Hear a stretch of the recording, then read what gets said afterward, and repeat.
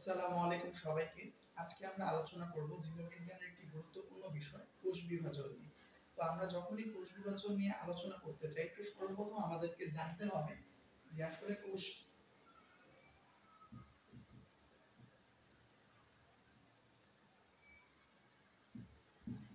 আমাদের মানবদেহের গঠন এবং কার্যকরী একককে আমরা বলি হচ্ছে কোষ। অর্থাৎ আমরা যদি মানবদেহকে একদম ক্ষুদ্র ক্ষুদ্র পর্যায়ে বিভক্ত করি তাহলে আমরা যে বস্তু বা যে উপাদানটি পাবো আমরা তাকেই বলি হচ্ছে কোষ।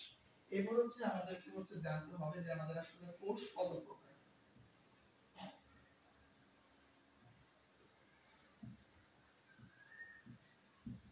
কোষকে আমরা বিভাজিত করতে পারি তাদের কাজ এবং তাদের অবস্থান অনুযায়ী। অবস্থান অনুযায়ী হচ্ছে আমাদের কোষ দুই প্রকার, যেমন আমাদের আদি কোষ অর্থাৎ যে সকল কোষের উপাদানগুলো সুগঠিত নয়, এবং হচ্ছে আমাদের প্রকৃত কোষ যে কোষের উপাদানগুলো হচ্ছে সুগঠিত। এবং কাজ অনুযায়ী আমরা কোষকে হচ্ছে দুই ভাগে ভাগ করতে পারি, যেমন আমাদের হচ্ছে দেহ কোষ অর্থাৎ যেই কোষগুলো হচ্ছে আমাদের দেহ গঠনের জন্য উপকারী বা দেহ গঠনে সাহায্য করে থাকে আমরা তাদেরকে বলি দেহ কোষ, এবং যেই কোষগুলো আমাদের প্রজনন বা জনন কাজে সহায়তা করে থাকে সেগুলোকে আমরা বলি জনন কোষ। এর পরবর্তীতে আমাদের যে প্রশ্নটা সবচেয়ে গুরুত্বপূর্ণ চলে আসে সেটা হচ্ছে কোষ বিভাজন কাকে বলে।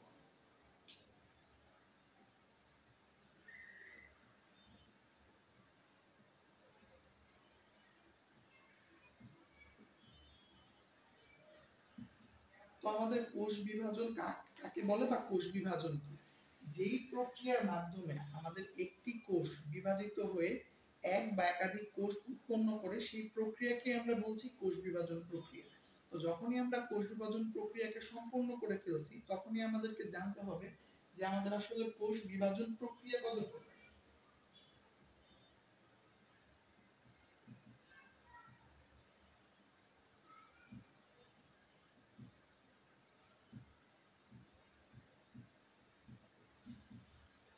আমরা যদি হচ্ছে আমাদের কোষ বিভাজনকে যদি ভাগ করি তাহলে আমরা দেখব যে আমাদের কোষ বিভাজন প্রক্রিয়া হচ্ছে তিন প্রকার। আমাদের প্রথম ধাপ হচ্ছে অ্যামাইটোসিস।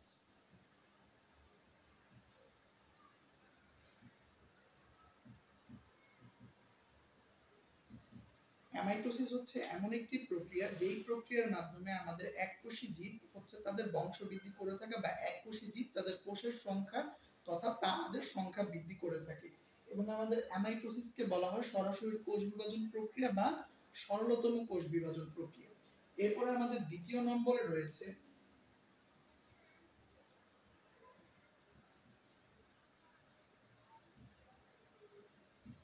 মাইটোসিস।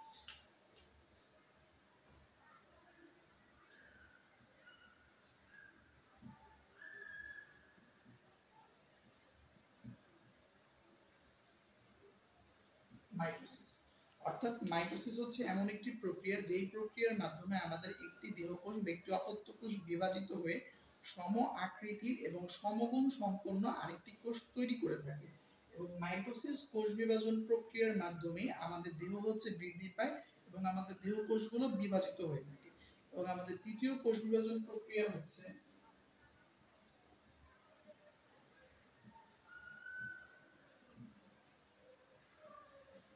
মিয়োসিস অর্থাৎ যেই প্রক্রিয়ার মাধ্যমে আমাদের প্রজনন কোষ বিভাজিত হয়ে থাকে আমরা সেই প্রক্রিয়াকে বলি মিয়োসিস কোষ বিভাজন প্রক্রিয়া। এবং এই মিয়োসিস কোষ বিভাজন প্রক্রিয়ার মাধ্যমে আমাদের পৃথিবীতে আমাদের যে জিনগত বৈশিষ্ট্য রয়েছে সেই জিনগত বৈশিষ্ট্য সমুন্নত থাকে। অর্থাৎ আমরা আম গাছ থেকে আমি পাই, কাঁঠাল গাছ থেকে কাঁঠালই পাই, আমরা কখনোই আম গাছ থেকে কাঁঠাল পাই না। তার অন্যতম কারণ হচ্ছে আমাদের এই মিয়োসিস কোষ বিভাজন প্রক্রিয়া। এরপর হচ্ছে সবচেয়ে গুরুত্বপূর্ণ প্রশ্নটি চলে আসে, তা হচ্ছে কোষ বিভাজন প্রক্রিয়ার গুরুত্ব। সত্যি বলতে আমাদের এই পৃথিবীতে কোষ বিভাজন প্রক্রিয়ার গুরুত্ব অনেক বেশি, কেননা যদি কোষ বিভাজন না হতো তাহলে কখনই একজন মানব শিশু পূর্ণাঙ্গ মানবে রূপান্তরিত হতে পারতো না, আমাদের গাছগুলো বৃদ্ধি পেত না, আমাদের যে জীবগত বৈশিষ্ট্য আছে বা আমাদের যে হচ্ছে ভৌগোলিক যে বৈচিত্র্য আছে এগুলো কখনোই বিকশিত হতো না। তাই আমাদের কোষ বিভাজনের গুরুত্ব হচ্ছে অপরিসীম। আজকে শুধুমাত্র এই টপিকের উপর একটা সূচনা ভিডিও ছিল, তাই খুবই কম বিষয়ে আলোচনা করা হলো। বাকি ভিডিওগুলোতে প্রত্যেকটি বিষয় বিস্তারিত আলোচনা করা হবে। তাই সকলকে অনুরোধ জানানো হচ্ছে অবশ্যই সাথে থাকবেন, এবং আমি চেষ্টা করব আপনাদেরকে প্রত্যেকটা বিষয় সুন্দরভাবে বুঝিয়ে দেওয়ার জন্য। আজকের জন্য এখানে শেষ করছি। সবাই ভালো থাকবেন। আল্লাহ হাফেজ। আসসালামু আলাইকুম।